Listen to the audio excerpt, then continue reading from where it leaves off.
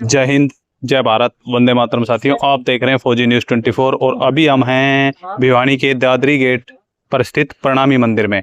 और अगर मैं प्रणामी मंदिर की बात करूं तो प्रणामी मंदिर में जो महाराज जी आए हुए हैं, श्री श्री 1008 श्री हरिओम जी महाराज, जिनके द्वारा आज यहाँ पर प्रेस कॉन्फ्रेंस भी की गई और इन्होंने बताया है कि 1008 हवन कुंडीय यज्ञ ये कराने जा रहे हैं। उसी के लिए ये प्रत्येक जिले में जा रहे हैं, प्रत्येक जिले के मंदिर में आमंत्रित भी कर रहे हैं और मंदिर में भी, भिवानी में भी 11 कुंडीय यज्ञ किया गया, तो उन्हीं से आगे बातचीत भी करेंगे। क्या कहना है, हवन यज्ञ क्यों कराया जा रहा है, हवन यज्ञ कराने से वातावरण पर क्या प्रभाव पड़ता है, तो इन्हीं सभी खबरों को अंत तक देखने के लिए जुड़े रहें फौजी न्यूज़ 24 के साथ। मैं महेश चौहान, मेरे सहयोगी मिंटू सैनी के साथ।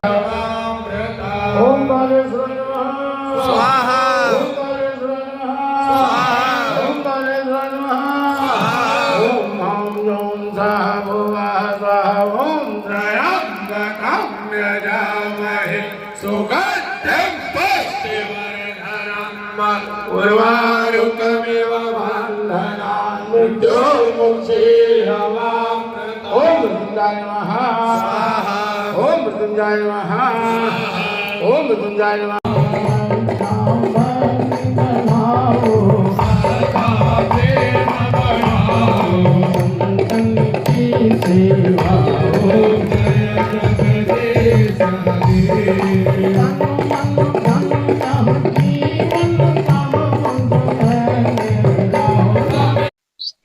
महाराज जी, आज ये कार्यक्रम था, इसके विषय में थोड़ा सा बताएंगे? हाँ, ये कुरुक्षेत्र में 1008 कुंडी महायज्ञ 18 मार्च से 27 मार्च तक किया जा रहा है। हमारा संकल्प 108 महायज्ञ का है भारत के सभी प्रदेशों में, जिसमें 102 नंबर का ये 1008 कुंडी महायज्ञ 18 मार्च से 27 मार्च तक 2025 में किया जाएगा, अभी अगले महीने में। और इस समय प्रयागराज महाकुंभ भी चल रहा है। प्रयागराज महाकुंभ बहुत अच्छा रहा, बहुत दूर, बहुत काफी भीड़ भी रही, सनातन का अच्छा प्रचार भी हुआ। उसमें थोड़ी अव्यवस्था हो गई, भगदड़ मच गई, उसमें कुछ लोगों के शरीर शांत हुए। तो प्रार्थना करते हैं कि परमात्मा उनको सदुगति दे। और हम लोग वहां संगम से जल लाएंगे और जल ला करके कुरुक्षेत्र के ब्रह्म सरोवर में 27 फरवरी को डाला जाएगा। पूर्ण मंत्रोच्चारण के साथ सभी ब्राह्मणों, साधुओं, संतों के नेतृत्व में 27 फरवरी को महाकुंभ के संगम का जल ला करके ब्रह्म सरोवर में डाला जाएगा। जो हरियाणा वासी, दिल्ली वासी, हिमाचल, पंजाब, आसपास जो भी क्षेत्र के लोग महाकुंभ में नहीं जा सके स्नान करने, वो सब ब्रह्म सरोवर में स्नान करेंगे। उनको वही पुण्य फल प्राप्त होगा जो महाकुंभ के संगम का प्राप्त होता है। 18 मार्च 27 मार्च तो वैसे भी 1008 कुंडी महायज्ञ वहां चलता रहेगा और भूमि, कुरुक्षेत्र की भूमि पर, तो वैसे ही ब्रह्म सरोवर पूर्णतः पहले से ही पवित्र है और पूर्ण रूप से संगम बन जाएगा। 18 से 27 मार्च, 18 को कलश यात्रा है, 27 मार्च को पूर्णाहुति है 2025 में। ये बहुत अच्छा योग, संयोग, सुयोग 2025 का बन रहा है। ये महायज्ञ का कुंभ है, इसमें सभी हरियाणा वासी, सभी लोग जरूर सम्मिलित हों। इससे एक सकारात्मक ऊर्जा की अनुभूति होगी, आपको मन की शांति मिलेगी।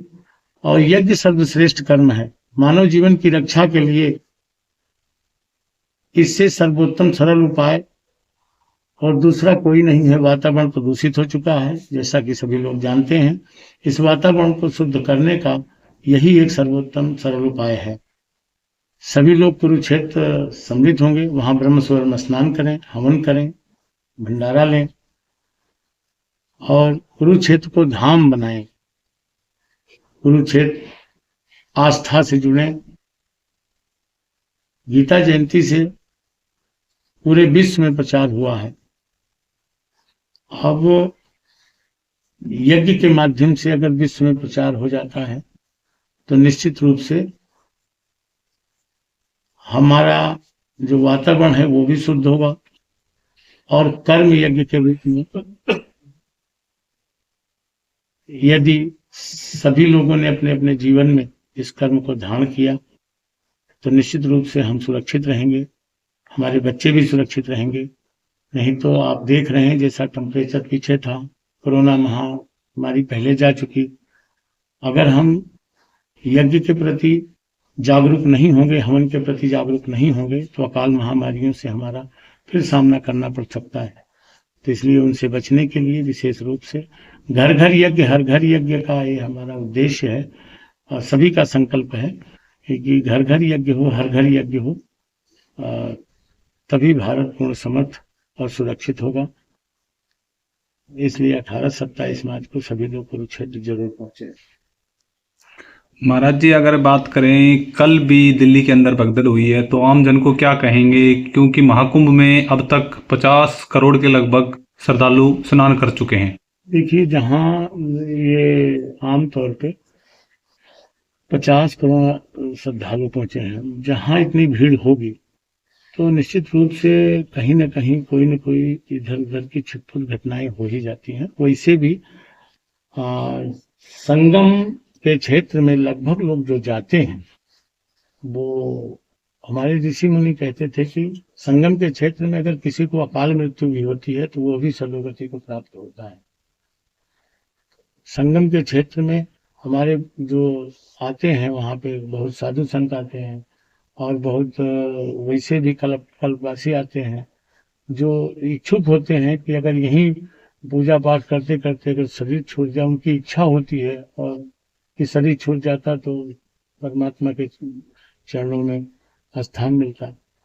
धन्यवाद। तो संगम में शरीर छूटना भी एक सुंदर बात है, लेकिन चूंकि कुछ समय हो गया एक दुर्घटना का रूप दे दिया गया और दुर्घटना हो गई थोड़े, तो इसलिए बाकी से संगम में जिनका शरीर छोटा है और उनको सदोगति प्राप्त होगी और परमात्मा के चरणों में उनको स्थान मिले, ऐसी प्रार्थना करते हैं। और 1008 कुंडी महायज्ञ में यज्ञ करके प्रार्थना यहाँ भी करेंगे कि उनकी आत्मा को शांति मिले। धन्यवाद। डॉक्टर साहब, क्या कहेंगे जो हवन यज्ञ यहाँ पे किया जा रहा है इसके विषय? आज भिवानी में महाराज हरिओम महाराज जी के श्री चरणों से और आशीर्वाद से आज जो हवन किया गया उसमें सम्मिलित होने का अवसर मिला।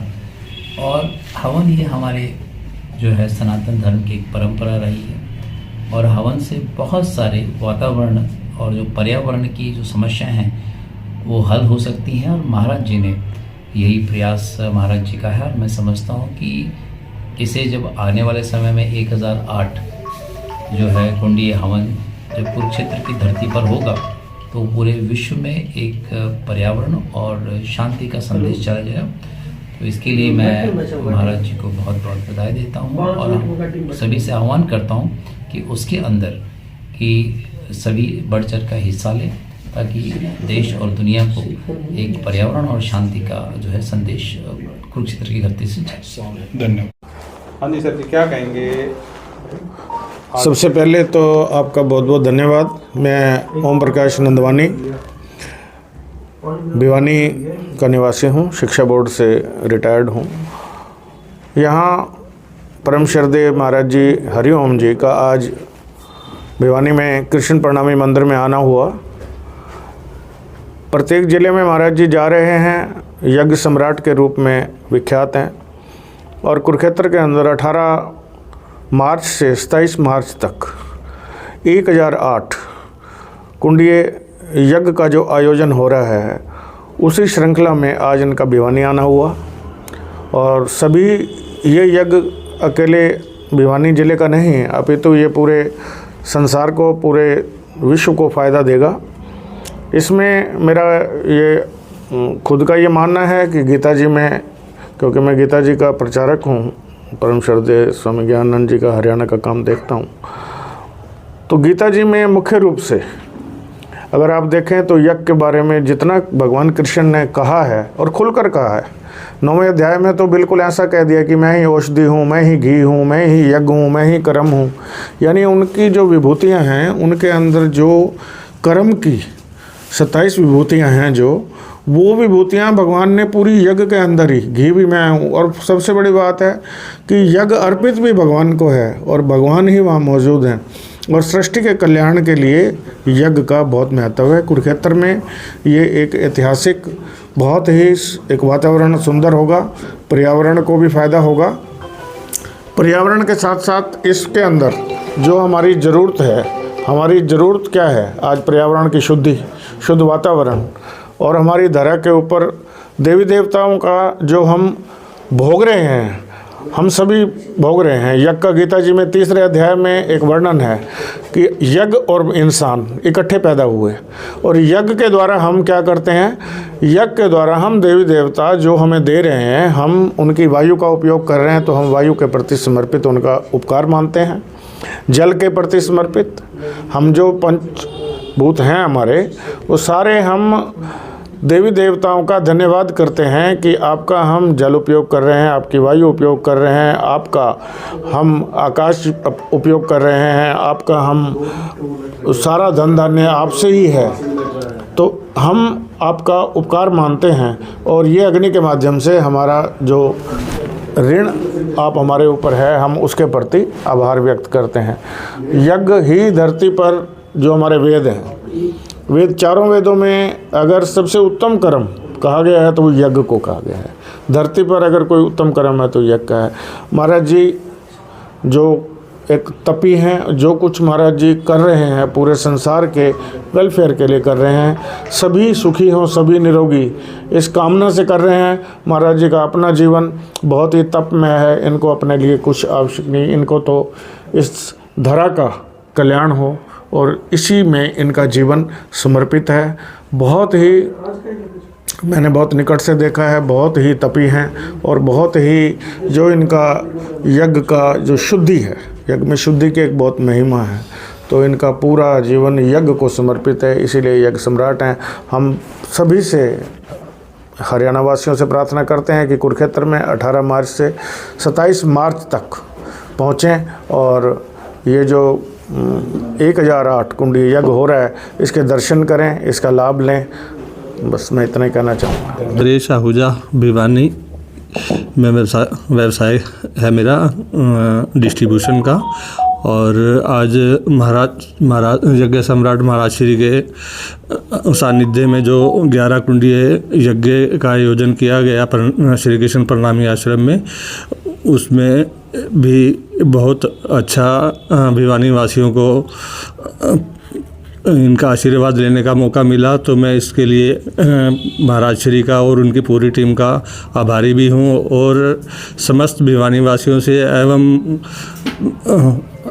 मेरे सभी बंधुओं से यही प्रार्थना है कि जो महाराज श्री 1008 कुंडीय यज्ञ का कुरुक्षेत्र में आयोजन करने जा रहे हैं, उसमें बढ़ चढ़कर हिस्सा लें एवं हमारे आने वाली पीढ़ी को बचाने के लिए अपना योगदान प्रदान करें। इसी के साथ मैं आपका भी धन्यवाद करता हूँ। Thank you.